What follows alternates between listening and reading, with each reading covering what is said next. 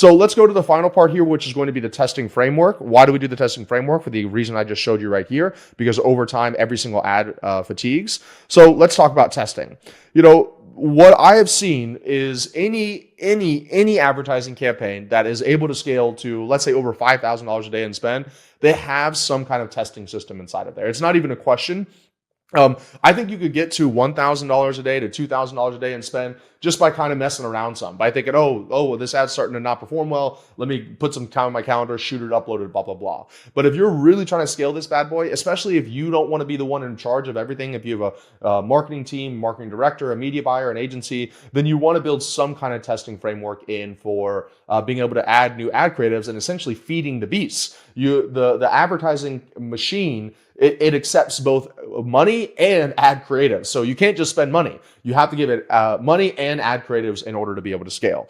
So what we found that works really well whenever we're testing is I'll typically run 3 different creatives every single week. So let me walk through this system in the first place. So first of all, I film all of my ads every single Tuesday. I actually film all of my content every single Tuesday. So my YouTube videos, my Instagram reels, and my ads, I have one full day committed to content, and that allows me to either enjoy my other days off or work on other parts of the business. So Tuesday I'm filming. On Tuesday, what I'll do is I'll either have my team or I will use AI. Specifically, we use Claude. I think it's way better at writing scripts. So we'll use Claude to create the ad scripts for me, at least the first rough draft, and then me or my team will go in there and adjust it to make it a winner. And the next element here is typically what I test every single week is mainly 3 different ad angles. So the first ad angle is going to be a winning ad angle. So last week I tested a bunch of ads. The week before that I tested a bunch of ads, and there was a winner inside of it, obviously. And so I'm going to take that winner, I'm going to put it inside ChatGPT, and I'm going to say, or Claude, I'm going to say, I want to create another ad similar to this one. Give me the scripts. And so then I'll shoot that same ad, but a different background. Maybe I'm walking instead of sitting at my desk. Maybe I am playing paddle instead of walking.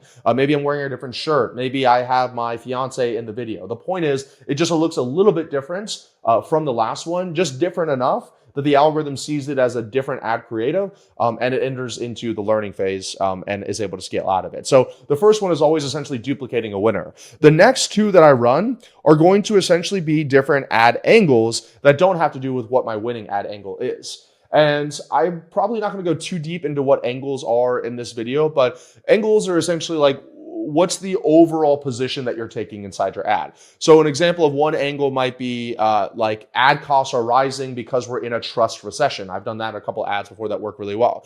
Another angle could be, do you know what every single 8-figure business in your industry is doing that you're not? Right? So that's another different angle. Another angle could be, there's a reason why your sales calls suck right now. Right. So I'm kind of hitting essentially different pain points, different desires, maybe even calling out a different avatar somewhat. And that's what an angle is. And some people spend literally weeks and months coming up with an angle. I do it in about 3 seconds. I just tell Claude to create for me new angles based on the winning ones that I've worked in the past, and it'll give me multiple different angles. So once I have the overall angle that I'm trying to take, then what I will typically try to do is I will try to split it up into 1 to 3 hooks, right? So hooks are going to be the first couple of seconds. And then I try to also split it up into 1 to 3 bodies as well. So I typically do 2 bodies actually. So a body is going to be the rest of the content. So you always have more hooks than bodies because the hook, if you look at your Facebook ads metrics, 90% of people never watch past the first 3 to 5 seconds. And so you don't want to spend all your time on the content after the first 3 to 5 seconds. You really want to create different variations of the first 3 to 5 seconds. But then the ad angle will also include, let's say, 2 primary text, right? It'll also include maybe 2 headlines. Okay. And so now if we take 2 times 2 times 3 times 2, so 2, 4 times 3 is 12, 12 times 2 is 24.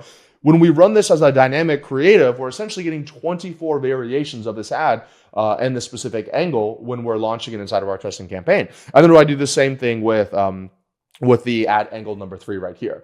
So this, in essence, allows me to test 48 different versions of an ad every single week, where most people are testing 1 or 2 a month, right? And you need this kind of velocity in order to be able to keep on feeding this machine as you're spending more and more ad spend. And I have seen a direct correlation with the amount of money that you need to spend and the amount of new ads that you need to feed inside of the ads manager. And quite frankly, I've gotten this down to literally just be a couple of hours every single week. It's really not difficult for me to do, mostly because I'm using AI and I'm essentially just duplicating the same thing over and over and over again with adding a few variations. If you want my help installing any of these systems in your business done for you, be sure to book a call with my team down below.